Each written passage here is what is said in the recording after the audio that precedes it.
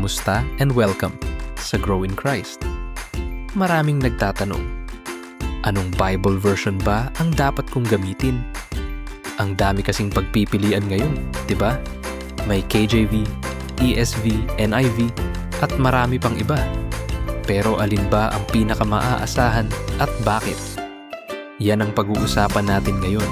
Tara, simulan na muna natin. Una, mahalagang malaman natin na hindi lahat ng Bible versions ay pare-pareho. May dalawang main approach sa translation, word for word at thought for thought. Simula tayo sa word for word Bible translations. Ito yung literal na pagsasalin mula sa original language. Halimbawa, ang King James Version o KJV ay halos pinakamalapit sa original manuscripts. Pero medyo luma ang English na ginamit kaya minsan mahirap intindihin. Kung gusto mo ng mas modern pero word for word pa rin, maganda ang English Standard Version o ESV. Ito ay literal at madaling maintindihan. Pangalawa ay ang Thought for Thought Bible Translations. Ang Thought for Thought translation ay mas binibigyang diin ang ideya kaysa eksaktong salita. Halimbawa, ang New International Version o NIV. Madali itong basahin, pero kailangan mong malaman na may ilang na-omit o tinanggal na verses sa ganitong mga versions. Bakit may mga nawawalang talata? May ilang mga talata gaya ng Matthew chapter 17 verse 21, Acts chapter 8 verse 37, at yung dulo ng Mark chapter 16 mula verse 9 hanggang 20 na wala sa ilang mga Bible versions. Ito ay dahil sa pagkakaiba ng manuscripts. Ang Biblia ay isinalin mula sa maraming ancient copies. May dalawang main manuscript families, ang Textus Receptus na ginamit ng KJV, Critical Text na base sa mas bagong natuklasang manuscripts. Ngayon, ang Critical Text ay walang ilang talata na nasa Textus Receptus, kaya maraming modern translations na hindi isinama ang mga ito.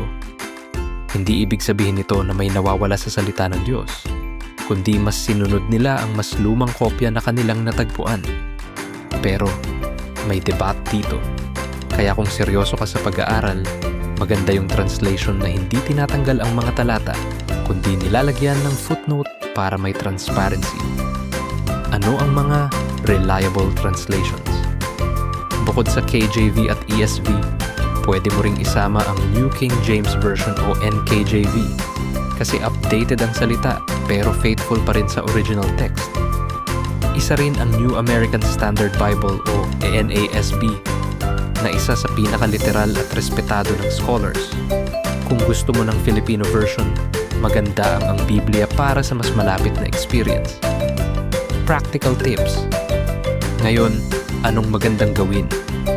Una, piliin ang version na faithful sa original manuscripts, gaya ng KJV, ESV, NKJV o NASB.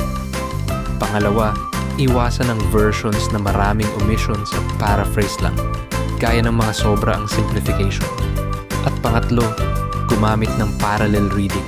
Halimbawa, magbukas ka ng ESV at KJV side by side.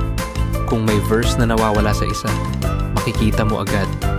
O ayan mga kapatid, tandaan mo, hindi lang basta pipili ng version na madaling basahin. Piliin mo yung faithful sa original na salita ng Diyos.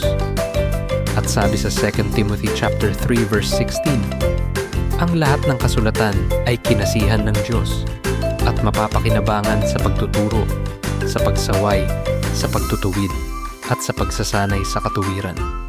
Kung gusto mo pa ng ganitong Bible study tips, huwag kalimutang mag-subscribe sa Grow in Christ. Hanggang sa susunod, God bless!